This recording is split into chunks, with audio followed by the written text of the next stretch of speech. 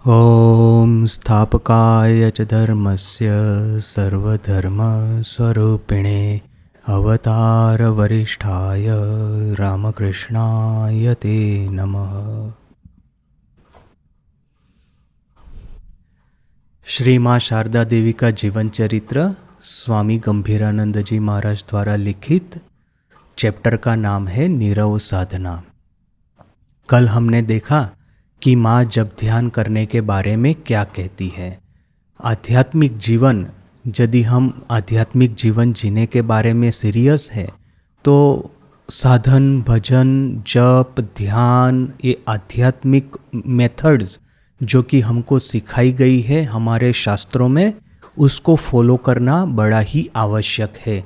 बहुत बार लोग कहते तो है कि हाँ मैं धार्मिक हूँ, किंतु देखेंगे कि उनके जीवन में धर्म के नाम पर तीर्थ यात्रा करने का या तो फिर उत्सवों का पालन करने का और मंदिर में जाना, इसके अलावा आपको ज़्यादा कुछ दिखेगा नहीं। किंतु यदि हम ठाकुर माँ स्वामी जी की बात सुने, ठाकुर माँ स्वामी जी के जीवन में देखें, तो देखिए कि ये जो साधन भजन है उसका डेफिनेशन सही सही हमको क्या मिलता है, तो वो है जप और आखिर में ध्यान। तो माँ कहती थी, कल हमने देखा कि मैं नलिनी दीदी को कहती है माँ कि मैं जब तुम्हारी उम्र की थी तो मैं रोज 1,00,000 जप करती थी। तो देखिए कि हम लोग भी यदि 1,00,000 जप करें, 1,00,000 तो होगा नहीं हमसे, किंतु मान लीजिए कि उसका 10% भी हो, 10,000 भी हो, उसका 1% भी हो, 1,008, इतना भी यदि हो, तो भी हमारे जीवन में इतना नियमित करने से किस तरह की एक शांति, एक पवित्रता और एक ईश्वर के प्रति प्रेम जागृत होगा। तो इसी के बारे में माँ आज फिर से कहती है। गंभीरानंद जी महाराज लिखते हैं पहले तो कि ध्यानाभ्यासेर फले श्री मायेर स्वभावतो अंतर्मुखीन मन সেই प्रथमावस्थातेই एके बारे तन्मय होइया जाए। तो महाराज जी कहते हैं कि ध्यान के अभ्यास के परिणाम से माँ का जो स्वभावतः अंतर्मुखी मन है, माँ का मन देखिए कि पहले से ही अंतर्मुखी था, वो पहले ही प्रथम से ही संपूर्ण रूप से तन्मय हो जाता। देखिए यहाँ पे क्या कहना चाहते हैं, माँ का मन अंतर्मुखी क्यों था, इसका भी हमको इतिहास पता है, बैकग्राउंड हमको पता है कि माँ जब जयराम बाटी में थी तो उनकी उम्र की जो उनकी सहेलियाँ वगैरह हुआ करती थी, वो क्या है कि अपने पति के बारे में बात करेगी, कोई उत्सव वगैरह है वहाँ पे इधर उधर जाएगी, वो उनका एक एक्सट्रोवर्ट लाइफ था। किंतु माँ शारदा देवी को सब समय वो एक तरह का क्रिटिसिज्म सुनना पड़ता था कि एक पागल के साथ में उनका विवाह हुआ है। और इस तरह से हमने देखा है कि लोगों का मन भी ऐसा है कि दूसरों को कष्ट दे करके उनको आनंद आता है। ये साइकोलॉजी इस तरह की क्यों है वो बताना मुश्किल है, क्योंकि मुझे लगता है पर्सनली, मेरा जो ऐसा विचार है कि जब मन में आध्यात्मिकता नहीं रहेगी, ईश्वर या आत्मनिष्ठा नहीं रहेगी, ईश्वर के प्रति प्रेम या आत्मनिष्ठा, इन दोनों में से कुछ भी नहीं रहेगा, तब मनुष्य का मन हमेशा एंटरटेनमेंट के साधन खोजते रहता है। तो ये अभी आजकल तो जिस तरह से मोबाइल वगैरह हमारा मन खाए जा रहे हैं, उस समय यह सब था, गॉसिप था। ये सोशल मीडिया आज जिसको कहते हैं, उस समय वो गॉसिप मीडिया था। वो बैठे बैठे गॉसिप करते रहेंगे, इसके बारे में बात करेंगे, उसके बारे में बात करेंगे। तो अभी गॉसिप का तो एक कोई पात्र भी तो मिलना चाहिए जिसके बारे में सबसे ज़्यादा इस तरह की जो कहानियाँ है वो घूमती रहती है। तो माँ शारदा अच्छा टारगेट थी। क्यों? क्योंकि हर कुछ न कुछ दिनों पे दक्षिणेश्वर से, कलकत्ता से ठाकुर के कोई ना कोई पागलपन का समाचार आता था और वो समाचार पूरे गांव में फैल जाता था और लोगों को भी गॉसिप के लिए एक मसाला मिल जाता था कि हाँ देखिए ये शारदा का जो पति है या तो फिर ये श्यामा सुंदरी देवी का जो जमाई है, वो इस तरह से पागलपन की हरकतें कर रहा है। कभी वो दिगंबर होके घूमता रहता है, कभी वो माँ करके रोता रहता है, कभी वो माँ के लिए, माँ जगदम्बा का जो भोग है वो बिल्ली को खिला देता है, न क्या क्या सब नाटक करता है। तो इस तरह की बातें दक्षिणेश्वर से, कलकत्ता से आए दिन जयराम बाटी कामरपुकुर गांव में जाती थी। वहाँ के लोगों को गॉसिप करने के लिए, गप लगाने के लिए मसाला मिल जाता था। तो इसलिए माँ के बारे में हमने देखा कि वो भानु पीसी उनकी एक रिलेटिव ना कि एक उनकी हमदर्द थी। उनके वरांडे में जाकर के वो सोती रहती थी। क्यों? क्योंकि और कहीं पे भी जाएगी तो इस तरह का क्रिटिसिज्म सुनना पड़ेगा। लोग सिंपथी का दिखावा करेंगे, चेहरे पे तो इस तरह का भाव रखेंगे, बातें तो इस तरह से करेंगे कि अरे तुम्हारा ये जो मिसफॉर्चून है उसके प्रति, उसके लिए मैं बड़ा ही मुझे दुख हो रहा है। किंतु कोई भी समझ सकता है कि चेहरे पे सिंपथी है, बातों में हमदर्दी है, किंतु मन में ही मन में बड़ा आनंद आ रहा है दूसरों का कष्ट देख करके। तो माँ, वैसे ही तो माँ जगदम्बा स्वयं आद्याशक्ति का अवतार, उनका मन तो वैसे ही ईश्वर की ओर होने वाला है। वो तो एक देवित्व जो एस्पेक्ट है माँ का, वो तो हो ही गया, किंतु ये जो मनुष्य एस्पेक्ट है, मानवीय एस्पेक्ट है, उसमें भी तो कुछ न कुछ चाहिए मन को, ये सांसारिक चीज़ों से हटा करके मन को अंतर्मुख करने के लिए। तो ये जो सब क्रिटिसिज्म जहाँ पे भी जाएगी माँ बेचारी, उनको सुनना पड़ता था। इसीलिए बहुत ज़्यादा किसी के साथ में बातचीत करती ही नहीं थी। बस वहीं अपने घर में रहेगी, अपना काम करेगी, भानु पीसी के वहाँ जाएगी, एक दो इस तरह के जो हमदर्द थे सही सही उनके साथ में बात करेगी, बस बाकी सबके साथ में बात करना अवॉइड करेगी। तो ऑलरेडी माँ का मन अंतर्मुख हो ही रहा था। फिर जब भी ठाकुर दक्षिणेश्वर से कामारपुकुर आते तो जयराम बाटी से माँ को बुलाते, फिर वो माँ को सब उपदेश देते कि किस तरह से साधन भजन करना है, जब ध्यान करना है, घर का जितना भी काम है कितना निष्ठापूर्वक करना है। यह सब उपदेश तो ठाकुर माँ को देते ही रहते थे। तो इस तरह से माँ का मन पहले से ही अंतर्मुख हो गया था। अभी जब माँ दक्षिणेश्वर आई और जब ठाकुर ने उनको मंत्र दिया, पहले ही हमने देखा कि ठाकुर ने माँ की जीभ पे बीज मंत्र और नाम लिख दिया था। कौन सा नाम लिखा था, कौन से देवता का मंत्र दिया था, वो तो यहाँ पे नहीं लिखा है। बस इतना लिखा था कि जिह्वा के ऊपर में की लिखिया दिलेन, ऐसा लिखा है। कुछ लिख दिया, कुछ लिखा माने कौन से ईश्वर का मंत्र दिया है वो तो यहाँ नहीं लिखा। लक्ष्मी दीदी के बारे में लिखा है कि उनको राधा कृष्ण का बीज दिया था। और जब लक्ष्मी दीदी ने कहा कि उन्होंने शक्ति मंत्र लिया है ऑलरेडी पहले, तो ठाकुर ने कहा कि भले कोई दिक्कत नहीं, मैंने तुमको जो राधा कृष्ण का मंत्र दिया है वो तुम्हारे लिए सटीक है। यहाँ पे माँ ने भी शक्ति मंत्र लिया था, वही पूर्णानंद बोल करके एक जो साधु थे उनके पास में से, किंतु माँ को ठाकुर ने कौन सा मंत्र दिया है वो यहाँ पे नहीं लिखा है। तो जो भी है, एक बार जब मंत्र दीक्षा हुई माँ की ठाकुर के पास से, उसके बाद में देखिए कि माँ का ऑलरेडी अंतर्मुख मन, ऑलरेडी पवित्र मन किस तरह से साधन भजन के इस जुआर में बहने लगा। माँ तिनी निजे ही बोलिया छिलेन, माँ ने अपने से कहा था, क्या कहा था, खाटते होए ना खाटले की किछु होए, मेहनत करनी पड़ेगी, मेहनत नहीं करने से क्या कुछ होगा। संसारेर काज कर्मेर मध्यो एकटी समय करे नीते होए, संसार के जो जितने भी कार्य है उसके बीच में भी एक समय कर लेना होता है। आमार कथा की बोलबो माँ, मैं अपनी बात क्या कहूँ माँ। माँ और किसी स्त्री के साथ में बात कर रही होगी, इसलिए माँ उसको संबोधन करके कहती है कि मैं अपनी बात क्या कहूँ। आमी तखन दक्षिणेश्वरे रात 3टेर समय उठे जोपे बसतुम, कोनो हुश थाकतो ना। उस समय में दक्षिणेश्वर में रात को 3 बजे उठ करके जप के लिए बैठती, कोई होश रहता नहीं था। एक दिन जोछना राते नोबोते सीढ़ीर पाशे बसे जोप करछी, चारी दिक निस्तब्ध। एक दिन ज्योत्सना रात्रि को नहबत के पास में, सीढ़ी के पास में बैठ करके जप कर रही थी, चारों ओर निस्तब्ध है। यहाँ पे देखिए, ज्योत्सना अर्थात की चांद के उजाले वाली रात। तो ज्योत्सना शब्द माँ अपनी गामठी बोली में अपनी वो रूरल डायलेक्ट में क्या प्रोनाउंस करती है, जोछना।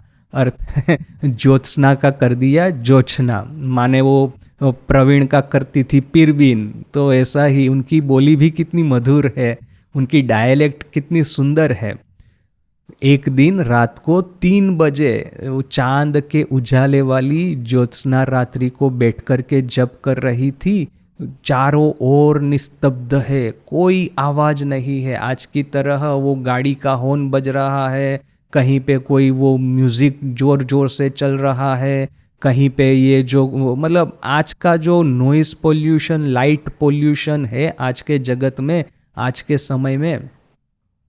देखिए हम लोग शहर में रहने को अभ्यस्त है, तो ये जो एकदम शांति, ये एकदम पवित्रता, एकदम साइलेंस, एकदम डार्कनेस कभी हमने जगत में, जीवन में देखा नहीं है। मैं जब पहली पहली बार रांची जाना शुरू किया था उस, और वहाँ पे हमारा फार्म है, 75 एकड़ के 2 फार्म है, 150 एकर्स है टोटल अपने पास में, गवर्नमेंट ने हमको दिए हैं ये एग्रीकल्चर, एग्रोनॉमी वगैरह को डेवलप करने के लिए और वो बच्चों को सिखाने के लिए। तो वो सब जो है वो फार्म में मैं रहता था कभी कभी रात को, और वहाँ पे मैंने जो देखा, सही डार्कनेस किसको कहते हैं, सही सही साइलेंस किसको कहते हैं, सही सही क्वाइटिट्यूड किसको कहते हैं। वहाँ पे अपना जो फार्म है वहाँ पे क्लासरूम है और एक किचन है और कुछ रेसिडेंशियल एरिया है, 1-2 घर है रहने के लिए, बस इतना ही है। तो एक छोटा सा एक कैंपस जैसा है। फार्म तो बहुत बड़ा, 75 एकड़ यानी कि फार्म के भीतर में जंगल भी है, नदी भी है, पहाड़ भी है, बड़ी सुंदर जगह है। किंतु उसके सेंटर में एक कैंपस जैसा बनाया है।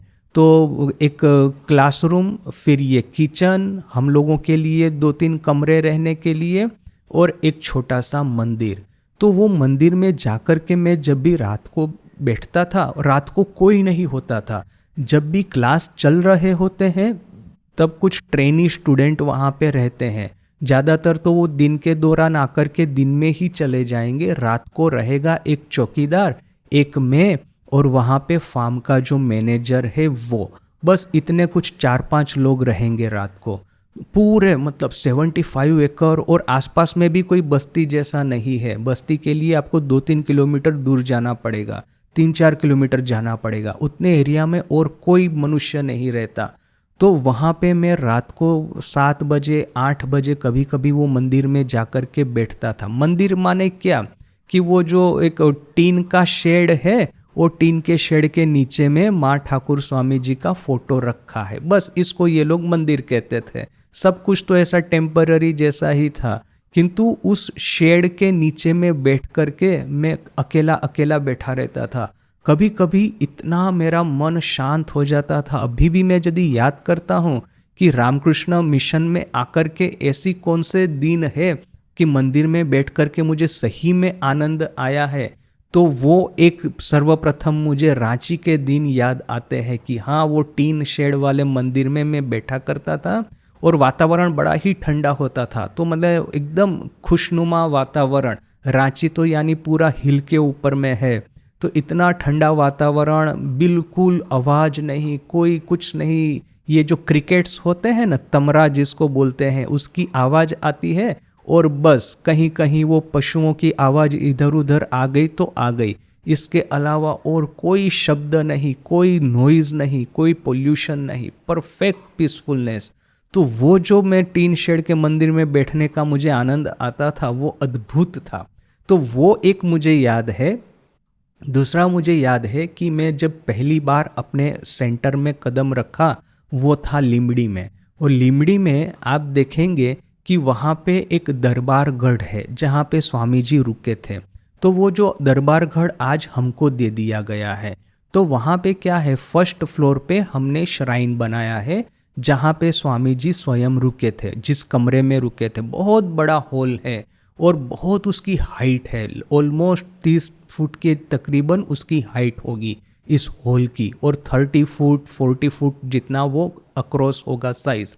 इतना बड़ा हॉल में एक छोटा सा श्राइन बनाया है और मैं पहली बार जब लिमड़ी गया था तो वहाँ पे एक ब्रह्मचारी महाराज थे, वो रिलीफ वगैरह चल रहा था, तो ये ब्रह्मचारी महाराज को एक स्कूटी जैसा कुछ दे दिया था उस हाँ, और स्कूटी जैसा था उनके पास में, और वो स्कूटी पे बैठ के वो साइट जहाँ पे ये रिलीफ कंस्ट्रक्शन चल रहा है, हम लोगों ने कुछ 7-8 स्कूल का रिकंस्ट्रक्शन कर रहे थे, तो ये ब्रह्मचारी महाराज स्कूटी पे बैठ के साइट पे इंस्पेक्शन के लिए जाते थे। तो एक दिन मेरे आने के 1-2 दिन के बाद में ही उन्होंने कहा चलो मेरे साथ में, हम लोग दरबारगढ़ जाते हैं, वहाँ पे बैठ कर के आरती करेंगे।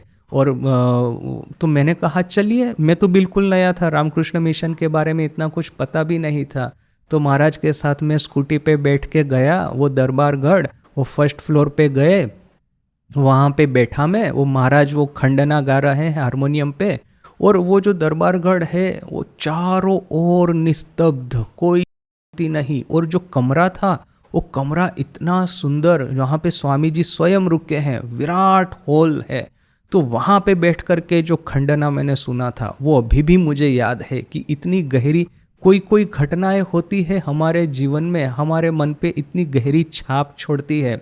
तो वो रांची में बैठ कर के वो जो मैं वो टीन शेड वाले मंदिर में बैठता था वो एक, और ये जो दरबारगढ़ आज भी आप वहाँ पे जाएंगे कोई आता जाता नहीं है, बिल्कुल वीरान सा पड़ा है। यदि आपको वहाँ पे जाना है तो महाराज जी, वहाँ के जो बड़े महाराज है वहाँ पे, वो फ़ोन करके किसी केयरटेकर को बोलेंगे कि कमरा खोल दो, कोई गेस्ट आ रहे हैं, तो वो केयरटेकर जाके वो हॉल खोल देगा आपके लिए। तो इस तरह से वीरान जगह है वो भी। तो इस तरह की जो शांत वीरान जगह है जहाँ पे लोग आते जाते नहीं है, लोगों के मन का जो ये जो रजस है वो वहाँ पे स्पर्श नहीं करता, ऐसी प्राकृतिक जगह पे बैठ कर के आप यदि ईश्वर का नाम ले तो ऑटोमेटिक आपका मन शांत हो जाएगा। तो यहाँ पे तो दक्षिणेश्वर है, दक्षिणेश्वर उस दिन का दक्षिणेश्वर, आज का छोड़ दीजिए, उस दिन का दक्षिणेश्वर, यानी कि आप देखिए कि वैसे ही कलकत्ता से दूर है, बड़े ही कम लोग वहाँ पे जाते थे, ऊपर में से ठाकुर की साधना का प्रभाव, यानी कि कितना पवित्र सुंदर वातावरण, यहाँ पास में से गंगा बह रही है, ऊपर में चांद का प्रकाश है, आकाश में तारे टिमटिमा रहे हैं, ठाकुर अपने कमरे में बैठे हैं, माँ काली के मंदिर में जगन माता स्वयं, जागृता माँ काली स्वयं विराजमान है, और यहाँ पे आद्याशक्ति स्वयं नहबत में बैठ कर के जप कर रही है। यदि हम लोग कभी कभी मैं सोचता हूँ कि ये जो सब साइंस फिक्शन स्टोरीज पढ़ते हैं ना, कि वो एक साइंटिस्ट टाइम मशीन बनाता है, फिर वो टाइम मशीन बना करके क्या करता है, तो वो भूतकाल में इतिहास में जाएगा,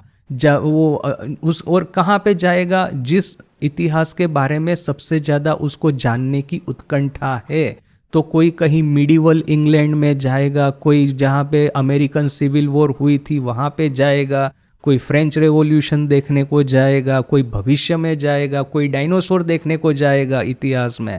मेरे पास में यदि टाइम मशीन आ जाए तो मैं पहले तो दक्षिणेश्वर चला जाऊं और फिर वहाँ जाके टाइम मशीन को ही तोड़ दूं, इसके बाद में वापस आने का कोई प्रश्न ही नहीं है, वहीं पे रहेंगे, वहीं पे मरेंगे ठाकुर माँ स्वामी जी के साथ में। तो वही सुंदर दक्षिणेश्वर में रात 3 बजे माँ उठ जाती थी, ध्यान करती थी, जप करती थी, चारों ओर निस्तब्ध।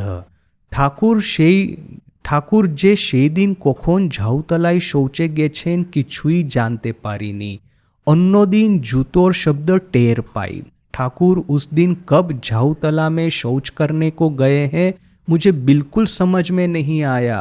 बाकी जो कोई दिन ठाकुर जाते हैं तो ठाकुर के जूतों का शब्द मैं सुन पाती हूँ। देखिए कि वहाँ पे तो इंडोर प्लम्बिंग था नहीं, झाऊतला यानी कि गंगा के किनारे आप देखेंगे, यदि आप नौका लेकर के कलकत्ता या तो बेलूर मठ से दक्षिणेश्वर जाएंगे तो सबसे पहले तो आपको वो 12 शिव मंदिर दिखाई देंगे, 12 शिव मंदिर है। उसके बाद में आपको ठाकुर का कमरा दिखाई देगा। जब नौका में यात्रा करते करते ही गंगा के किनारे पे ही ठाकुर का कमरा दिखाई देगा। उससे थोड़ा सा दूर जाएंगे तो नहबत दिखाई देगा, उससे और थोड़ा सा दूर जाएंगे तो ये पंचवटी दिखाई देगा, और थोड़ा सा जाएंगे तो फिर ये बकुल तला है और फिर बकुल तला के बाद में झाऊ तला है। तो इस तरह से वो पूरा नक्शा है वहाँ का। तो ठाकुर जब अपने कमरे में से झाऊ तला जाएंगे वो गंगा के किनारे रास्ते से, तो निश्चय माँ जिस नहबत में निवास करती थी उसके सामने से ही ठाकुर जाएंगे। तो माँ कहती है कि बाकी सब दिन जब ठाकुर जाते थे झाऊ तला तो उनके जूतों की आवाज़ मैं सुन पाती थी, किंतु उस दिन पार्टिकुलरली मेरा मन ऐसा एकाग्र हो गया कि ठाकुर के जूतों की आवाज़ भी मैं सुन नहीं पाई। खूब ध्यान जमे गे छे, ध्यान बड़ा ही अच्छे से जम गया था, मन बिल्कुल एकाग्र हो गया था। तखन आमार अन्यरकम चेहरा छिलो, उस समय मेरा दूसरी तरह का चेहरा था। यह माँ क्यों कह रही है? गहना पोरा लाल पेड़े साड़ी, गहने पहने हुए थे, लाल कलर की किनारी वाली माँ ने साड़ी पहनी हुई थी। ये जो अन्य रकम चेहरा यानी कि दूसरे तरह का चेहरा, ये बात माँ क्यों कहती है? क्योंकि बाद में जब ये स्मृति कथाएं वगैरह सब लिखी गई थी, माँ जब ये बोल रही थी, ये सब उद्बोधन के दिनों की बात है। ठाकुर की महासमाधि के 10, 12, 15 साल के बाद की ये सब बातें हैं। उस समय माँ जब जयराम बाटी में पहले थी तो बीच बीच में काला ज्वर होता था, तो इसकी मलेरिया, ज्वर, बुखार, यह सब होने की वजह से माँ का शरीर बड़ा ही रुग्ण हो गया था, बड़ा ही कृशकाय हो गया था और चेहरा भी थोड़ा सा मलिन हो गया था। इसलिए माँ कहती है कि उस समय जब माँ दक्षिणेश्वर में थी तो बड़ी ही सुंदर दिखती थी। माँ का एक बार माँ ने एक तरह से स्वप्न देखा था न कि एक दर्शन देखा था।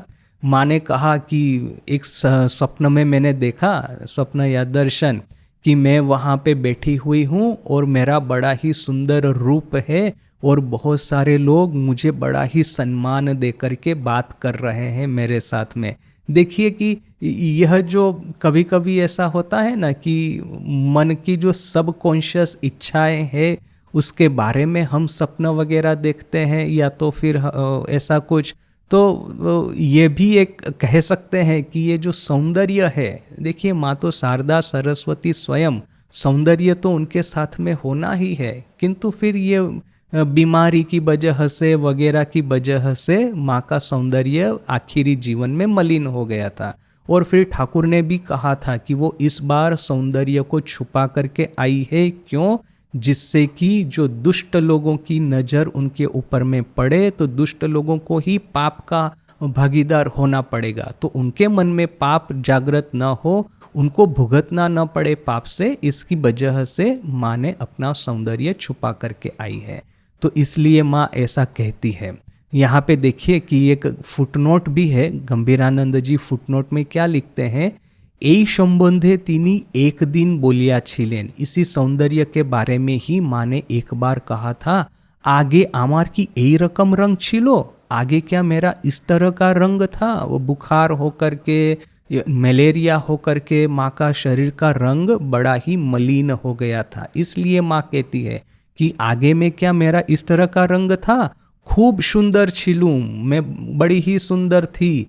आमी प्रथमे बेशी मोटा छिलूम ना, पहले पहले मैं इतनी मोटी नहीं थी। शेषे ठाकुरेर देह त्यागेर पर मोटा होए छिलूम, आखिर में ठाकुर की महासमाधि के बाद में मैं थोड़ी मोटी हुई थी, थोड़ा सा वेट बढ़ा था। तो इसीलिए माँ यहाँ पे ऐसा कहती है। गा थे के आंचल खोशे बाताशे उड़े उड़े पड़छे कोनो होश नाई, शरीर के ऊपर में से उनका आंचल हवा में उड़ता उड़ता जा रहा है। माँ कहती है मेरे मन में कोई भी होश नहीं थी, यहाँ पे ठाकुर आकर के चले गए, देह के ऊपर में से आंचल हवा में उड़ रहा है, माँ कोई भी तरह का कुछ भी माँ को कुछ पता नहीं है। मन संपूर्ण रूप से निवात निष्कंपित शिखा की तरह, दीप शिखा की तरह माँ का मन एकदम एकाग्र हो गया है। छेले जोगेन शे दिन ठाकुरेर गाड़ू दीते गिए आमाके वही अवस्थाएं देखे छिलो। ये छेले जोगेन उस दिन ठाकुर का लोटा लेकर के साथ में गया था, उसने मुझे उस अवस्था में देखा था। छेले जोगेन यानी कि हमारे योगेन महाराज स्वामी योगानंद। ये दोनों का नाम योगेन, यहाँ पे योगेन महाराज, वहाँ पे योगेन माँ। तो माँ जो योगेन महाराज को छेले जोगेन करके पुकारती थी, छेले यानी कि लड़का, तो ये लड़का योगेन, और वो योगेन माँ को माँ कहती थी मैं ये योगेन, अर्थात कि लड़की योगेन। तो ये छेले जोगेन अर्थात कि अपने योगानंद जी महाराज। तो ठाकुर वहाँ पे शौच के लिए जाएंगे, तो शौच को फिर साफ क्लीन करने के लिए वो जो पानी चाहिए लोटे में, तो ये लोटा भर करके पानी लेकर के ये योगेन महाराज गए थे झाऊतला। उन्होंने माँ को उस अवस्था में देखा था। शैशव की दीने किए छे माँ, वो सब क्या दिन गए हैं माँ। वो जैसे माँ ने कहा कि स्त्री को उद्देश्य करके कह रहे हैं, तो इसलिए माँ ऐसा कहती है कि वो सब क्या दिन गए हैं। जोछना राते चांदेर पाने ताकिए, जोड़ हाथ कोरे बोले छी।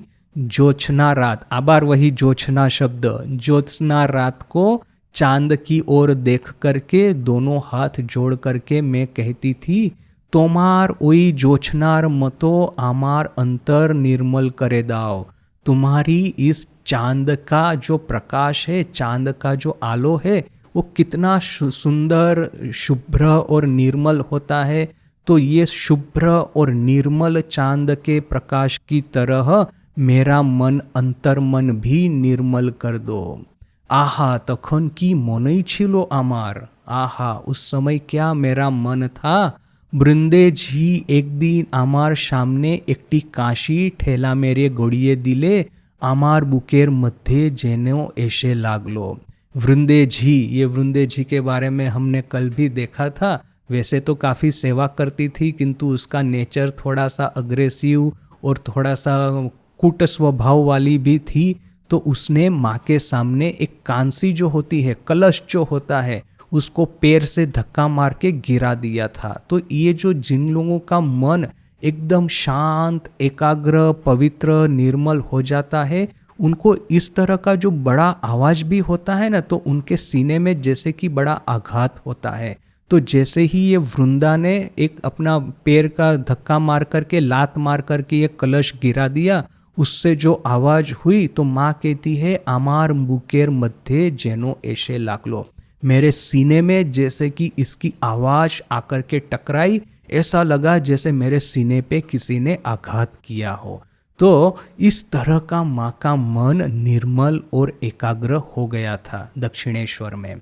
श्री माँ तखन संपूर्ण ध्यान मग्नो छिलेन, ताई बाहिरेर এই বিকট শব্দ তাহার প্রাণে বজ্র निर्घोष सदृश बाजिया छिलो, তিনি कांदिया फेलिया छिलेन। माँ ने ऐसा तो और कुछ नहीं कहा कि वृंदा ने जब कलसी को लात मार के गिरा दिया, माँ ने तो सिर्फ इतना कहा कि मेरे सीने में आघात हुआ, ऐसा मुझे लगा। किंतु यहाँ पे गंभीरानंद जी महाराज कहते हैं कि माँ उस समय संपूर्ण ध्यान मग्न थी, और इसीलिए बाहर का ये जो विकट शब्द उनके प्राण में वज्र निर्घोष सदृश, वज्र का जो पड़घा होता है, वज्र की जो गर्जना होती है, उसकी तरह उनके सीने में उसकी आघात हुआ था और वो रो पड़ी थी। और यहाँ पे इससे आगे कुछ नहीं लिखा, किंतु हमको पता है कि जैसे ही माँ रो पड़ी, वैसे ही ठाकुर अपने कमरे में थे, दौड़े चले आए, एक एकदम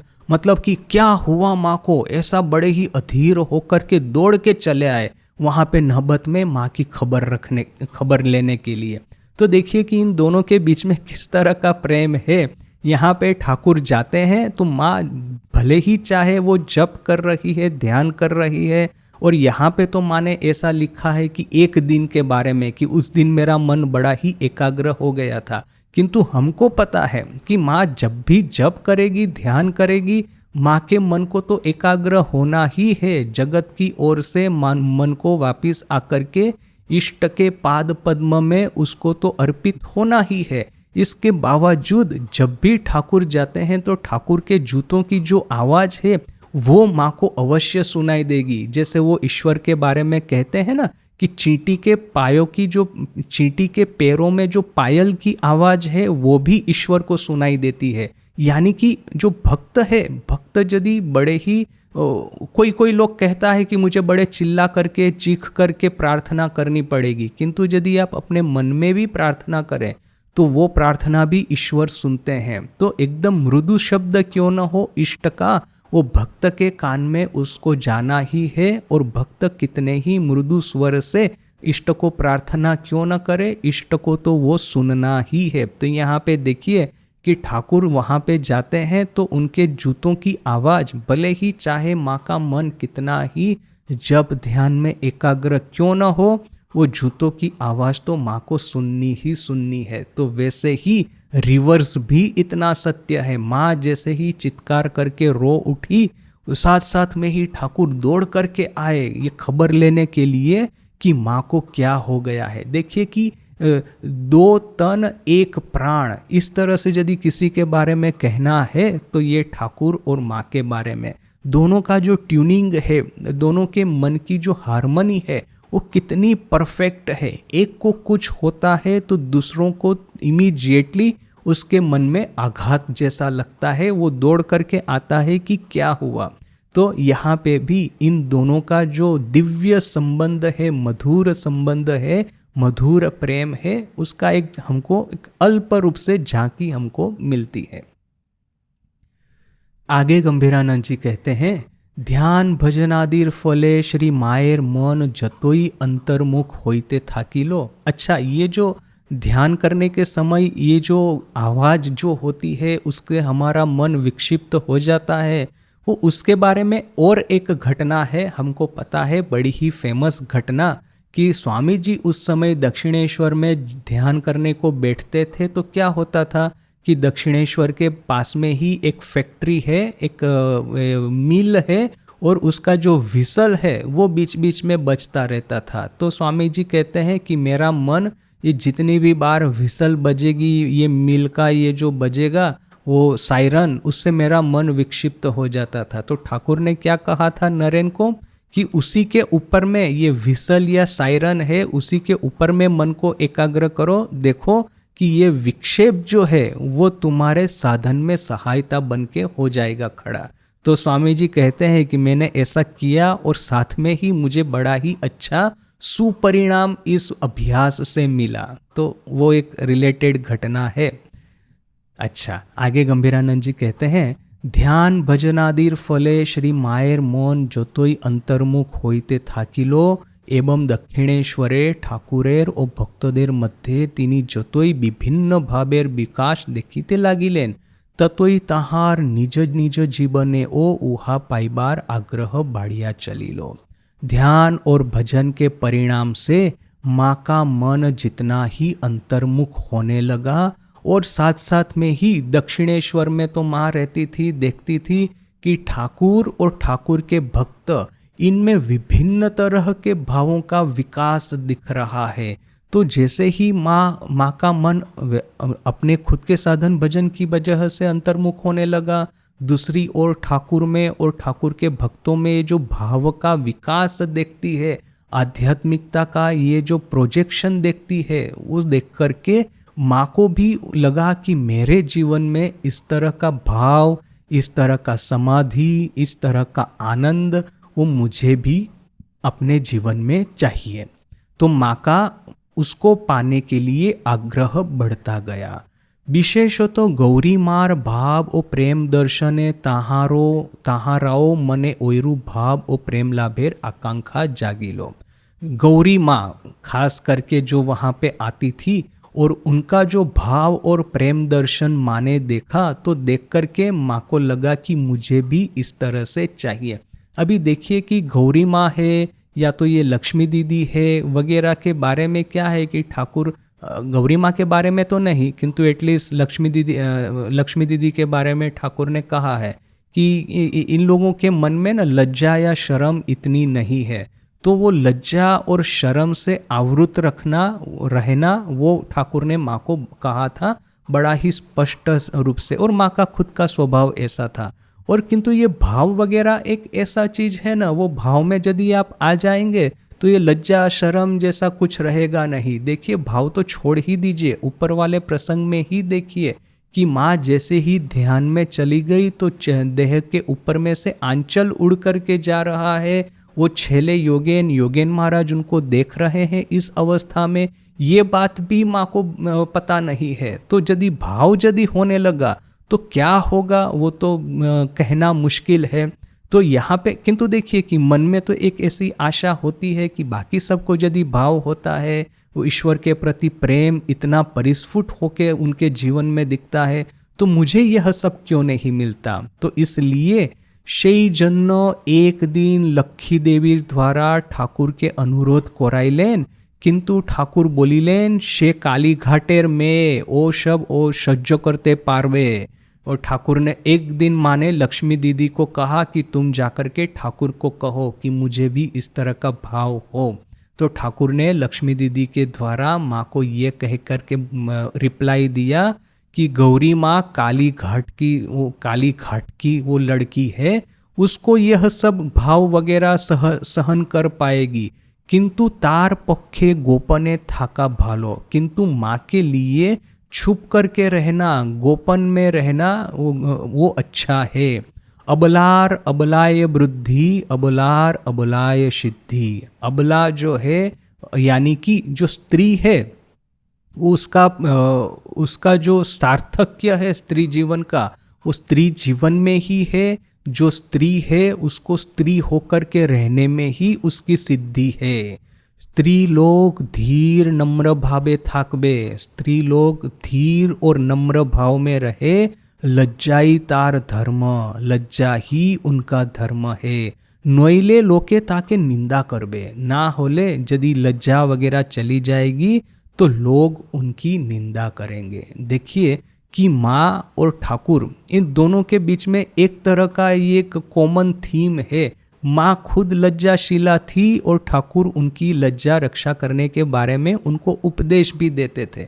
किंतु यही लक्ष्मी दीदी जो कि बाद में देखेंगे कि पुरुष भक्तों के सामने कीर्तन भी करती थी, पुरुष भक्तों के साथ में तीर्थ यात्रा भी करती थी, और यही जैसे कि गौरी माँ वो संन्यास लेकर के वो पहले से ही वो अपना घर छोड़ करके चली गई थी, संन्यास कहीं से लिया था, बाद में आश्रम की स्थापना की थी, वो इधर उधर जाती भी थी, यानी कि उनका एक अग्रेसिव स्वभाव था। तो देखिए कि ठाकुर कहते हैं कि वो सब लोगों की बात छोड़ दो, वो काली घाट की स्त्री है, ये काली घाट में जन्म हुआ है, काली घाट की वो लड़की है गौरी माँ, तो उसके जैसा होने को मत जाओ। वहाँ पे जिनका जन्म होता है जो काली घाट के हैं उनको ये भाव वगैरह सहन हो जाता है, उनका स्वभाव इस तरह का होता है कि वो जगत के साथ में लड़ करके रह सकते हैं। जबकि माँ का जो स्वभाव है, माँ का जो पूरा जीवन आदर्श है, उसको ठाकुर ने मातृभाव में डायरेक्ट करने के बारे में सोचा था। तो यदि भविष्य में माँ के जीवन में मातृभाव का पूर्ण प्रकाश होना है तो ये अगले जीवन में युवावस्था में माँ के जीवन में लज्जा ही उनका सर्वश्रेष्ठ आभूषण होना चाहिए। तो इसलिए ठाकुर कहते हैं कि स्त्रीलोक धीर और नम्र भाव से रहेगी, लज्जा ही उनका धर्म है। यदि लज्जा नहीं होगी तो लोग उनकी निंदा करेंगे। श्री मायर ध्यान तन्मयता आमरा बहुबार देखिया छी। माँ की ध्यान तन्मयता हमने बहुत बार देखी है। ओई संगे अपरेर एमन की ताहार निजेरो अगोचरे भावेर बहिप्रकाश होइतो की ना जाना नाई। माँ की ध्यान तन्मयता तो हमने बहुत देखी है, किंतु साथ साथ में ही माँ के जीवन में क्या भाव का बहिप्रकाश होता था कि नहीं, उसके बारे में हमको ज़्यादा कुछ पता नहीं है। मान लीजिए कि लोगों को न पता हो कि माँ के जीवन में इस तरह से भाव का प्रकाश होता है। कभी कभी ऐसा होता है कि माँ को खुद को शायद पता न हो कि उनके मन में या तो उनके आचरण व्यवहार में भाव का प्रकाश हो रहा है, क्योंकि वैसे ही माँ ये भाव को इस तरह से छुपा करके रखती थी कि कभी ये भाव प्रकट हो भी गया तो दूसरों को तो हो सकता है न पता चले, हो सकता है कि माँ को खुद को पता नहीं चला कि इस तरह से भाव प्रकट हो रहा है। देखिए बात का जीवन जब हम देखेंगे तो माँ का बाली का भाव बड़ा ही स्पष्ट रूप से हमको कभी कभी देखने को मिलता था। बाद बाद में माँ इस तरह से भाव को इतना छुपाने का प्रयास नहीं करती थी। वो इस तरह की कितनी ही घटनाएं हमने देखी है, जैसे कि जीवन के आखिरी समय में वो शरत महाराज को बुला करके कहती है, कंप्लेन करती है बालिका की तरह कि ये लोग इस तरह का खाना खिलाते हैं, थर्मोमीटर बार बार देते हैं टेम्परेचर वगैरह के लिए, मुझे यह सब नहीं करना। तब वो शरत महाराज जैसे बिल्कुल एक बच्ची को समझाते हैं, उस तरह से माँ के साथ में व्यवहार करते हैं। वो गौरीश्वरानंद जी महाराज, राममय महाराज के साथ में रोटी वो बेलने की वो घटना, वो राममय महाराज की रोटी अच्छी है ऐसा जैसे ही नलिनी ने कह दिया, माँ बड़ी नाराज हो गई। वो बच्ची की तरह वो रोटी बेलना बंद कर दिया, कहा कि ये राममय तो 2 दिन का बच्चा है, उसका गला दबाओगे तो दूध निकलेगा, और मैं अभी रोटी बेलते बेलते बूढ़ी हो गई, और तुम कहती हो कि ये राममय मेरे से अच्छी रोटी बेल रहा है, जाओ मुझे रोटी नहीं बेलनी। तो ये राममय महाराज वहाँ पे बाद में लिखते हैं कि मैं आज 80 बरस का हो गया। ये जो कहानी राममय महाराज बताते हैं, उस समय उनकी उम्र थी 80 साल की, और ये सब घटनाएं तब हुई है जबकि राममय महाराज स्कूल में पढ़ते थे। तो राममय महाराज आखिर में कहते हैं कि आज मेरी उम्र 80 साल की हो गई है, और आज मेरे मन में प्रश्न होता है कि माँ का इस तरह का बालिका भाव क्यों प्रकाश होता था। तब कहीं वो कहते हैं कि मैं शास्त्र पढ़ करके मुझे अभी समझ में आया है कि इसी तरह से जो देवता होते हैं उनके मन में भाव का खेल एक तरह से चलता रहता है, जिससे कि उनके जो अनुगत होते हैं, उनके शिष्य होते हैं, उनका जीवन भी इस भाव का दर्शन करके, भाव का पान करके निर्मल और पवित्र हो जाए। तो हमारे मन को निर्मल और पवित्र करवाने के लिए उनके जीवन में भाव का प्रकाश है। किंतु यह जो भाव का प्रकाश माँ के जीवन में दिख रहा है, वो तो बहुत बाद की बात है। जो दक्षिणेश्वर के दिन है, मैंने रेयरली किसी ने माँ को तो कोई देखता ही नहीं था, लोगों की नज़र के सामने आती ही नहीं थी, और उसमें भी यदि ये भाव का प्रकाश, यह तो कम मुश्किल। देखिए भाव का प्रकाश होने से क्या होता है। ठाकुर उस समय काशी गए थे, काशी न के वृंदावन, दोनों में एक एक की घटना है। वहाँ पे एक गंगा माई रहती थी, तो गंगा माई को भाव होता था, और ठाकुर का भी उनके साथ में बड़ा अच्छा एक रिलेशन बैठ गया। मैंने दोनों साधक है, साधना के बारे में बात करते हैं। तो ठाकुर ने कहा कि मैंने ठीक कर लिया कि बस अभी भी मैं यहीं पे रह जाऊंगा गंगा माई के साथ में, अभी मैं दक्षिणेश्वर जाऊंगा नहीं, मथुर बाबू के साथ में वहाँ पे जाना नहीं है। कितने दिन ये कैवर्त का अन्न खाएंगे, मथुर बाबू कैवर्त। तो ठाकुर के मन में, देखिए ठाकुर ने सब तरह की साधना कर ली, अपने बालों से वो जो भंगी है उसका लेटरिन क्लीन कर लिया, जनोई वगैरह सब उठा करके फेंक लिया, किंतु ये जो संस्कार का जो एक ऐसा होता है ना, वो ठाकुर ने कहा कि यदि रात को एक दुस्वप्न देखा है, तो यदि नींद खुल गई तो फिर भी हमारा जो हृदय है वो धक धक करता है, वो एक संस्कार की एक रेखा जैसा रहता है। तो यहाँ पे भी ठाकुर कहते हैं कि कितने दिन ये तो कैवर्त यानी कि नीची जाति है ये मथुर बाबू की, कितने दिन उनका अन्न खाएंगे, यहीं पे मैं रह जाता हूँ गंगा माई के साथ में, और सब ठीक हो गया है कि मेरा जो सोने की जगह यहाँ पे होगी, गंगा माई सोने की जगह यहाँ पे होगी, यहाँ से इस तरह से खाना बनाएंगे, ये सब करेंगे, सब ठीक हो गया है यहाँ पे। किंतु मथुर बाबू और हृदय चिंता में पड़ गए हैं कि ठाकुर सही में यहाँ पे रह जाएंगे तो कैसे चलेगा। मथुर बाबू के इष्ट है, और जो हृदय जो तो उनकी सेवा करता है, तो ठाकुर को छोड़ करके दक्षिणेश्वर वापस जाए, ऐसा कैसे हो सकता है। तो दोनों बड़े टेंशन में आ गए हैं। फिर दोनों ने मिल करके एक प्लान किया कि ठाकुर को कहा कि आपकी माँ चंद्रामणि देवी तो दक्षिणेश्वर में है, उनको छोड़ करके क्या आप यहाँ पे रहेंगे।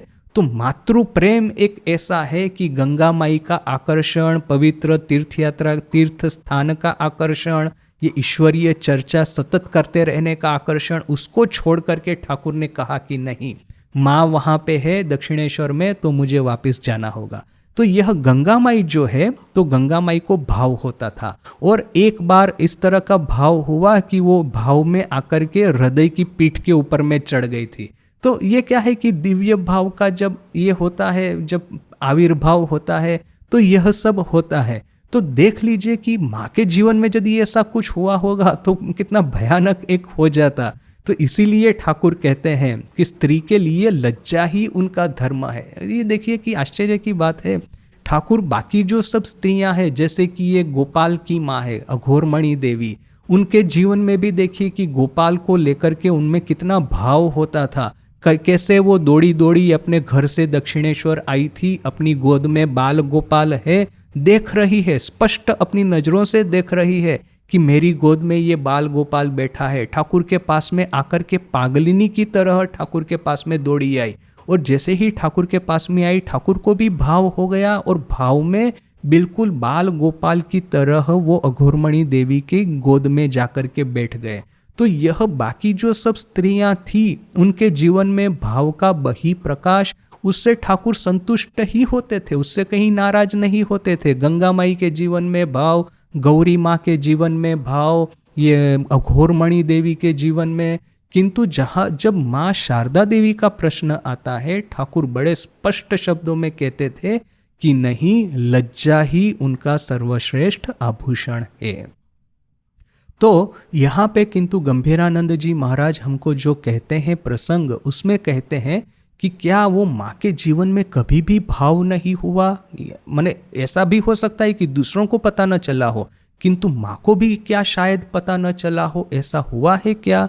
तो इसके बारे में फिर पूरा एक लंबा प्रसंग है जिसको कि अभी हम कल देखते हैं। आज यहीं तक। ओम शांति शांति शांति। हरि ओम तत्सत। श्री राम कृष्णार्पणमस्तु।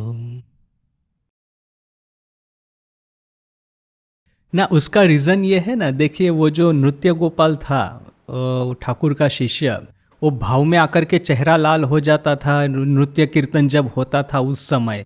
तो ठाकुर ने उसको क्या कहा था कि साधु सावधान। मैंने वो क्या है, एक स्त्री के चक्कर में पड़ गया था। तो अभी स्वामी जी ने खुद ने कहा कि ये जो नृत्य कीर्तन के समय जिनको बहुत ज़्यादा भाव होता था ना, मैंने बाद में उन सबका वो इन्वेस्टिगेशन, नरेंद्र तो इन्वेस्टिगेशन वाला आदमी था ना, तो वो इन्वेस्टिगेशन करके देखा कि जब भाव में जाते तो बड़े ऊपर में चले जाते हैं, किंतु बाद में उतना ही चरित्र का पतन होता है। माने चरित्र का पतन वो आध्यात्मिक दृष्टि से, इस तरह के लोग जो है समाज में तो बड़े ही वो रिस्पेक्टेड कहे जाएंगे, किंतु ये जो ब्रह्मचर्य पालन है वो ब्रह्मचर्य पालन की दृष्टि से उनके जीवन में तकलीफ होती है। तो इसके लिए ठाकुर कहते हैं कि आध्यात्मिक जीवन का फाउंडेशन ही है त्याग। त्याग को छोड़ करके और कुछ भी करोगे तो वो तकलीफ में जाओगे। तो माँ को जो लज्जा का उपदेश दिया, बेसिकली वो त्याग का उपदेश है कि भाव का प्रकाश ज़्यादा होने से यदि फिर एकाएक मन उस तरह से कामना वासना में चला गया तो क्या। तो इसके लिए सबसे पहले त्याग की चिंता करो, भाव की चिंता बाद में करो। तो ये अपने संघ में भी देखिए कि ये जो मधुर भाव वगैरह जो भजन वगैरह देखेंगे कि वरानगर मठ में चलते थे, किंतु बाद में स्वामी जी ने सब बंद करवा दिया। कहा कि शिव के भाव से अपने मन को भर दो, त्याग का भाव अपने मन में, वेदांत का भाव लेके आओ। क्यों? क्योंकि त्याग फाउंडेशन है, ब्रह्मचर्य फाउंडेशन है आध्यात्मिक जीवन का। बाकी सब होगा नहीं होगा कोई फर्क नहीं पड़ता। वो जैसे वो एक कहाँ पे जा रहे थे, एक साधु को देखा बैठे हुए खाट के ऊपर में, तो ठाकुर उसके साथ में गप लगाने को चले गए। बाद में जब जा रहे हैं वहाँ से तो ठाकुर कहते बड़ा ही रूखा सूखा साधु है। तो वो रामचंद्र दत्त ऐसा कोई कमेंट करता है उनके बारे में। साथ साथ में ठाकुर कहते हैं किंतु वो त्यागी है। गृहस्थों चे अनेकटा एगिए बेड़े छे, यानी गृहस्थ लोगों से तो वो बहुत आगे बढ़ गया है। यानी कि त्याग ही है, ब्रह्मचर्य ही है फाउंडेशन। ये इस्कॉन वगैरह की जैसे आपने बात की, तो अभी वहाँ पे तो आप समझ ही सकते हैं कि ब्रह्मचर्य का कोई इतना ये नहीं है इम्पोर्टेंस, होगा भी तो वो लिप सर्विस देते होंगे। तो इसके लिए ब्रह्मचर्य के उसमें भंग न हो, इसके लिए ये सब या तो छुपा के रखना या तो फिर बाह्य प्रकाश नहीं होने देना, इसके लिए। किंतु ये जो रैशनैलिटी की बात करते हैं, ठाकुर भी तो कम नहीं थे ना। ठाकुर ने कहा भक्त हो भी बोका हो भी क्यों नो, मैंने भक्त होना है, मूर्ख क्यों होना है। वो जो बाबूराम महाराज ना कि कोई वो जाकर के वो फूटा हुआ पात्र खरीद के ले आए, तो ठाकुर ने साथ साथ में ही डांट दिया। वो तो कहता है दुकान वाला धर्म करने को थोड़ी ना बैठा है, उसने तुमको दे दिया कि अच्छा है बोल के, तुमने भी बिना टेस्ट किए लेके आए। वो छाता के बारे में मास्टर महाशय छाता छोड़ के आते हैं वो पंचवटी पे, तो ठाकुर कहते हैं मेरा वस्त्र भी नहीं रहता, वो संभाल नहीं पाता हूँ, दिगंबर होके रहता हूँ, फिर भी मैं कभी छाता नहीं भूलूंगा। तो और तुम लोग गृहस्थ और छाता भूल जाते हो। तो ये रैशनैलिटी का जहाँ तक प्रश्न है, ठाकुर भी कम नहीं थे। देखिए भाव को इरेशनल कभी नहीं कहा जाएगा। That is, bhav is not irrational, bhav is a expression of love. Bhav is a expression of sadhana, higher expression of sadhana. It has nothing to do with irrationality. जहां तक त्याग है वहां पे रेशनैलिटी है, और त्याग है तभी सही सही भाव होगा. वरना तो जो भाव होगा वो क्षण भंगुर होगा, और फिर जैसे नरेन का इन्वेस्टिगेशन था, भाव का प्रकाश के बाद में एकदम गड्ढे में गिरता है आदमी ना. बिल्कुल ठीक है. ये शरत महाराज माँ के पास में जाके कंप्लेन करते हैं. शरत महाराज कहते हैं अच्छा आज सुनता हूँ, आए दिन सुनता हूँ कि भक्तों को दर्शन हो रहा है ठाकुर के, मुझे कुछ दर्शन नहीं होता. तो माँ बाद में कहती है उसको दर्शन की क्या जरूरत है, देखे सुने अंडिल होए बसे आज से, मैंने सब देख करके सुन करके बड़े मस्त होकर के बैठा है, क्या जरूरत है दर्शन की. भाई शरत महाराज जैसे शरत महाराज कंप्लेन करेंगे तो हम किस खेत की मूली है.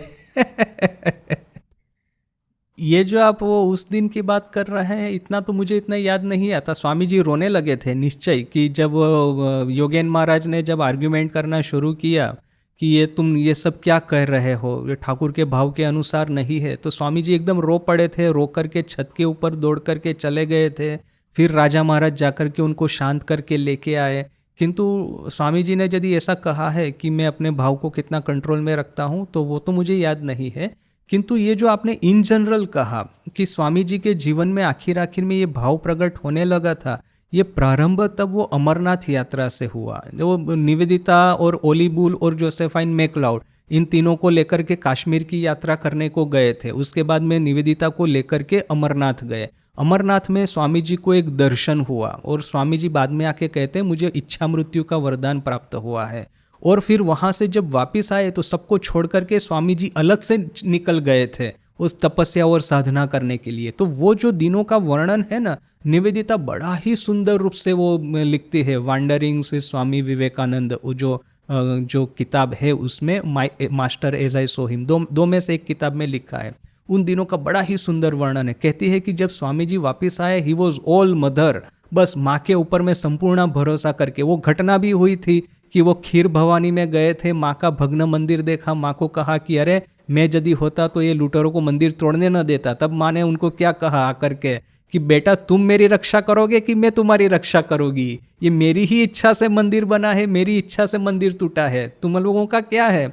तो फिर वो स्वामी जी का जो भीतर में था कि रामकृष्ण संघ की स्थापना करनी है, वेदांत का योग का फैलावा करना है, वो सब धीरे धीरे करके वहां से जाने लगा. और जब स्वामी जी इन लोगों के ये जो तीनों लेडी डिवोटी थी उनके पास में जब आए, तब निवेदिता लिखती है कि now he is all mother. उनका पूरा चरित्र जैसे कि परिवर्तन हो गया है. पहले जो आर्ग्यूमेंट करते थे, डिबेट करते थे, अग्रेसिव थे, वो सब जैसे कि चला गया है. और फिर जब स्वामी जी बेलूर मठ वापिस आते हैं, तब ये शरद चंद्र चक्रवर्ती उठा लेता है इसी थ्रेड को.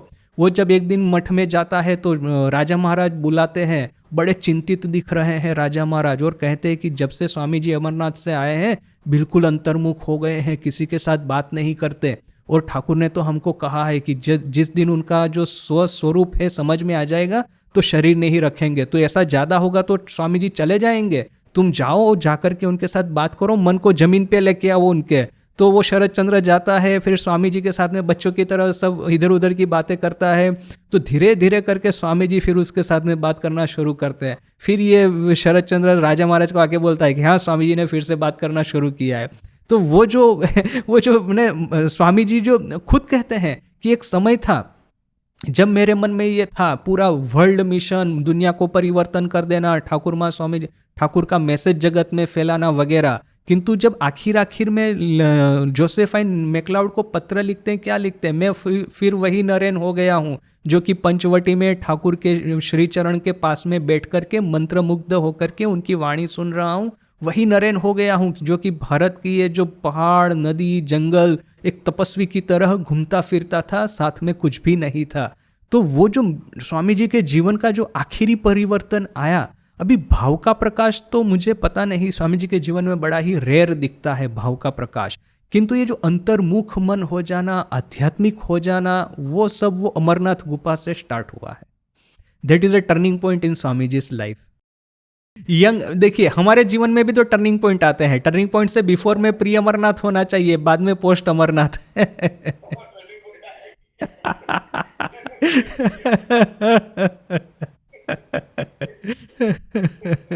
क्योंकि क्या है, एक बार ये सब कर लेना होता है। ठाकुर ने खुद कहा था कि मेरे मन में वासना थी कि मैं भक्तों का राजा होऊंगा, किंतु फिर वो गिर गए, हाथ में फ्रैक्चर हो गया। तब ठाकुर कहते अभी देखता हूं जैसे इसके भीतर में दो ही है, उनके देह के भीतर में एक माँ है, एक माँ का संतान है, और अभी कुछ नहीं बचा है। तो एक बार ये सब एक एम्बिशन रख करके साधन भजन शिव ज्ञान जीव सेवा एक बार कर लेना है। भाई मनुष्य जीवन है रजस से भरा हुआ। यदि हम कहेंगे कि रजस भी है, तमस भी है, और मुझे फिर एक आंतरिक आध्यात्मिक जीवन जीना है, तो हम सीधे तमस में जाके गिरेंगे। बेटर है कि रजस को वर्कआउट कर ले, फिर ऑटोमेटिक ये अपना मन ये सब चीजों में जाएगा। किंतु आपको तो फिर संसार की भी चिंता करनी है, यानी कि आपके पास में ऑप्शन नहीं है, कर्म करना ही पड़ेगा। ये सब ऑप्शन हमारे पास आते हैं। वो बात सही है कि हाँ, मतलब जैसे कि स्वामी जी ने कहा कि ये जो सेक्युलर और स्पिरिचुअल, इन दोनों में कोई ये नहीं होना चाहिए आपका। किंतु वही बात है कि if possible, if at all possible, ये शिव ज्ञान से जीव सेवा अपने जीवन में होनी चाहिए, क्योंकि this is a uniqueness of Ramakrishna Vivekananda bhavdhara. बाकी सब जगह पे आप देखेंगे कि आपको कर्मयोग के नाम पे आश्रम में वॉलंटियर होने को बोलेंगे। आप बोलेंगे कि आप आश्रम में आइए, काम कीजिए, साधु सेवा कीजिए, यह सब आपको बोलेंगे। किंतु गरीब लोगों के प्रति दया दृष्टि रखना, उनके भीतर में शिव को देख करके, तो यह एस्पेक्ट यदि डेवलप होता है ना, तो वो सही सही में साधना हो जाएगा हमारे लिए। किंतु रामकृष्ण मिशन का जेनेसिस ही डिफरेंट है। We are a radically different philosophy. यहाँ पे गरीब और जो दुर्बल है, जो पददलित है, उनकी सेवा पे सबसे ज़्यादा भार है। आजकल आप देखेंगे, एक समय था कि रिलीफ एक्टिविटी होती है या तो फिर ये सोशल सर्विस एक्टिविटी होती है, आश्रम की ओर से नियमित चलेगी और बहुत सारे लोग उसमें पार्टिसिपेट भी करेंगे। किंतु आजकल मैं देखता हूँ कई कई आश्रमों में कि इस तरह की एक्टिविटी में भक्तों को कभी पार्टिसिपेट हो, इस तरह का एक चैनल नहीं बनता है। वो जो कर रहे हैं वो कर रहे हैं, जो कुछ वॉलंटियर स्टाफ साधु मिल करके, और भक्तों का जगत पूरा अलग है, ये सेवा कार्य का जगत पूरा अलग है। एक्चुअली इन दोनों को मिलाना चाहिए। यदि मंदिर में जो भक्त आते हैं उनको अपॉर्चुनिटी देनी चाहिए कि we will take you in that village, you teach some student, do something for them. तो ये जो चैनल है ना, एक समय हुआ करती थी कि ये जो डिवोटी, मिडिल क्लास डिवोटी या अपर क्लास डिवोटी मंदिर में तो आते हैं, किंतु फिर उनको ये कर्मयोग की और एक अपॉर्चुनिटी, क्योंकि क्या है, वैसे इमीडिएटली वे लोग तैयार नहीं होंगे। आपको उनको इंस्पायर करना पड़ेगा, थोड़ा सा ट्रेनिंग देना पड़ेगा, एक अपॉर्चुनिटी खड़ी करनी पड़ेगी, ओनली देन यह सब होगा। तो वो चैनल मुझे लगता है जैसे धीरे धीरे करके ये ख़त्म हो रही है। हाँ, वो ठीक ही कह रहे हैं आप कि पहले वो अन्नदान की ज़रूरत थी, फिर ये जो जीवन दान या तो स्वास्थ्य दान, वो तो अभी चल ही रहा है, डिस्पेंसरी वगैरह चल ही रही है। ये एजुकेशन यानी कि ये जो विद्यादान है वो भी चल रहा है। तो नेचुरली कि ये जो समाज जिस तरह से इवोल्व होता है, उसके साथ साथ में ये सब एक्टिविटीज़ भी इवोल्व होगी। और स्वामी जी खुद प्रिडिक्ट करके गए हैं कि समाज के इवोल्यूशन के साथ में एक्टिविटीज़ को किस तरह से ये अपग्रेड करना है। So that is naturally. मेरा बस इतना ही कहना है कि जो डिवोटीज़ यहाँ पे आते हैं, they should be directed towards this activities also. तो जिससे कि क्या है कि उनकी साधना जो है, उस साधना में उनको एक तरह का एक विकास प्राप्त हो। क्योंकि this is Ramakrishna Mission central ideology, Shiv ज्ञान से जीव सेवा। यदि हम कि ऐसा कैसा कुछ होने को जाएंगे कि मंदिर में काम कर रहे हैं 10-15 डिवोटी इकट्ठा होकर के, कोई महिलाएं माला बना रही है, कोई झाड़ू लगा रहा है, तो वो सब चीज़ें बुरी नहीं है, किंतु that is not a central ideology of Ramakrishna Mission. That is the main thing. अभी जैसे मैं राजकोट में था तो वो बहुत कम मैंने वॉलंटियर्स को देखा है कि वो डिस्पेंसरी में जाकर के कार्य करते थे, सेवा देते थे। बाकी जब मंदिर में काम करने की बात होती थी तो 20-30 लोग इजीली मिल जाते थे। तो यह सब जो है कि दैट इज़ बिट के हमको थोड़ा सोचने की ज़रूरत है। सही बात है, बिल्कुल सही कहते हैं। इंस्पायर करना, ट्रेन करना, डिप्लॉय करना, यह सब होना चाहिए हमारी ओर से। ये आरएसएस इस कार्य को बड़ा अच्छे से कर रहा है। जो पूरा इंडिया वाइड उनका जो वॉलंटियर नेटवर्क है, वो बड़ा अच्छा कार्य कर रहा है। लगता है स्वामी जी का ये आइडिया जैसे उन्होंने उठा लिया है। हाँ, योग में आप स्टेप्स देखिए, यम, नियम, आसन, प्राणायाम, प्रत्याहार। व्हाट इज प्रत्याहार? इंद्रियों का आहार है बाहर, आँख बाहर का देखती है, कान बाहर का सुनते हैं, जिह्वा बाहर का रस प्राप्त करती है। अभी इसको प्रति आहार, आँख देखेगी तो मन का दृश्य देखेगी, कान श्रवण करेंगे तो मन को सुनेंगे, वही अनाहत ध्वनि को सुनेंगे। सो ये प्रति आहार, ये तो पहला स्टेप है। प्रत्याहार के बाद में आता है धारणा ध्यान समाधि। तो यदि धारणा ध्यान समाधि में जाना है, जिसको कि अंतरंग और बहिरंग दो बनाए गए हैं, ये जो 8 स्टेप है योग के, तो धारणा ध्यान समाधि को अंतरंग साधना कहते हैं, और यम नियम आसन प्राणायाम प्रत्याहार इसको बहिरंग साधना कहते हैं। तो अंतरंग और बहिरंग का जो ब्रिज है वो है प्रत्याहार, यानी कि मन की इंद्रियों को बाहर में जाने से खींच करके भीतर की ओर मोड़ना है। सो वो तो हो गया कि इंट्रोवर्ट होने से ही आपका ये आध्यात्मिक जीवन प्रारंभ होगा। दूसरी बात देखिए कि संसार में भी देखिए, अभी देखिए भारत का इकोनॉमी तो गड्ढे में गिरा है, वो भारत की इकोनॉमी बारे में बात करने से कोई लाभ नहीं। अब विदेश में जाके देखिए, जितने भी ग्रेटेस्ट साइंटिस्ट है जिन्होंने ये इंडस्ट्रियल रेवोल्यूशन स्टार्ट किया, जिन्होंने ये जो डिजिटल रेवोल्यूशन स्टार्ट किया, जिन्होंने आज का ये एआई रेवोल्यूशन स्टार्ट किया, भारत की जो टॉप टैलेंट है ये सुंदर पिचाई वगैरह, उनको कहाँ पे आश्रय मिलता है? वो अमेरिका में। तो जो कटिंग एज इनोवेशन डिस्कवरी करनी है, then you will have to be introvert. ये आइंस्टाइन, न्यूटन, ये रुथरफोर्ड, ये जो फर्मी, ये जो मैक्स प्लांक, ये हाइजनबर्ग, जितने भी टॉप लेवल साइंटिस्ट हैं जिन्होंने आज को वेस्ट को प्रॉस्पेरिटी के चरम शिखर पे बैठाया है, सबका लाइफ देख लीजिए, without exception they are all introvert. यदि इंट्रोवर्ट है तो आप जो आध्यात्मिक जर्नी है या तो फिर ये साइंटिफिक डिस्कवरी की जर्नी है, बोथ आप एक्सेल होंगे। भारत में ये एक बड़ा ही विचित्रता है कि हम लोग आध्यात्मिकता को स्वीकार करते हैं कि हाँ ये इंट्रोवर्ट है तो आध्यात्मिक जगत में बड़ा प्रोग्रेस करेगा, किंतु even if you are introvert then you will have power of creativity. Then power of creativity if you use it you can excel in any field that you are. The problem यह है कि economy इतनी बेकार है अपनी कि innovation, creativity, discovery, इस सब का ऐसा कोई स्थान नहीं है। वो सब करने के लिए आपको विदेश में जाना पड़ता है। That is problem with our external economic corporate system, not with this nature of human consciousness. अभी आप आईआईटी के टॉपर्स जितने भी होंगे देख लीजिए कि विदाउट एक्सेप्शन ये लोग कुछ ना कुछ इंट्रोवर्ट तो होंगे ही होंगे। विदाउट बीइंग इंट्रोवर्ट आप उस लेवल पे सक्सेस के एकेडमिक लाइफ में नहीं पहुंच पाएंगे। किंतु वही है कि उनको फिर यदि मटेरियल प्रॉस्पेरिटी चाहिए तो फिर उनको ये विदेशी मल्टीनेशनल में जाना होगा, क्योंकि उनके जैसी जो टैलेंट है इंडिया की कंपनी में काम की ही नहीं है। यहाँ पे जैसे आपने कहा, एक तो पॉलिटिक्स बहुत चलता है, बैक बाइटिंग बहुत चलता है, फिर ये बॉस के साथ में अच्छे रिलेशन हो तो काम उन्हें वो ये होगा, आपका वो मैंने प्रमोशन होगा।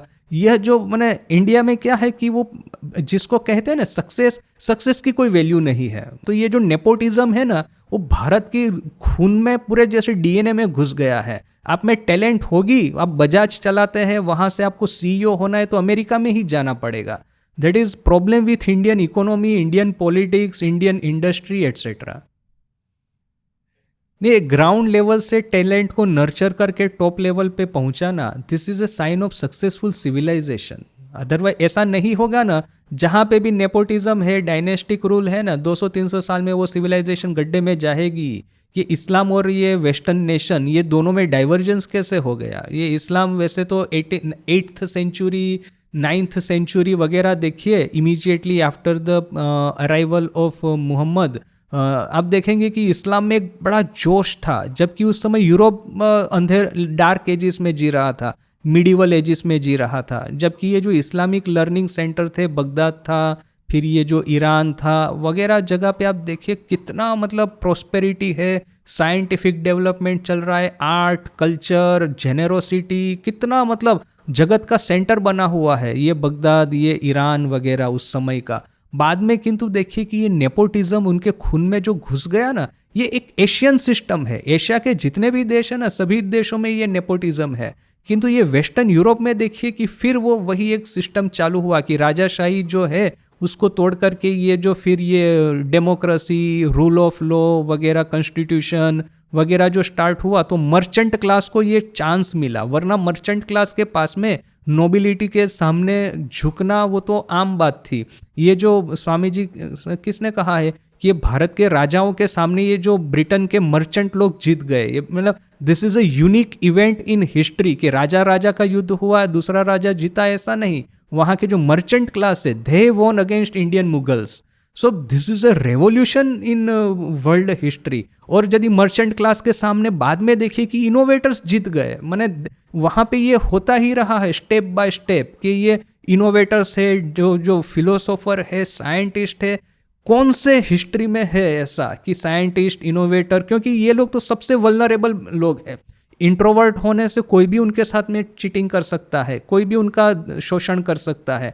उनको एक सतत रूप से सम्मान मिलते रहना, इनोवेटर्स को, डिस्कवरर्स को, फिलोसोफर को, आर्टिस्ट को, ये कल्चरल कंट्रीब्यूटर्स को, जिससे कि वो सोसाइटी को एनरिच करे. क्योंकि उनका प्रॉब्लम ये है कि जो कंट्रीब्यूशन करते हैं वो इमीडिएटली आपको नहीं दिखाई देता है. ये जो न्यूटन ने जो लॉज ऑफ डायनेमिक्स खोज के गया, एज सच उस समय कुछ उसका ये नहीं था, किंतु at the same time he was considered to be the greatest British citizen in his lifetime itself, which is such a unique thing.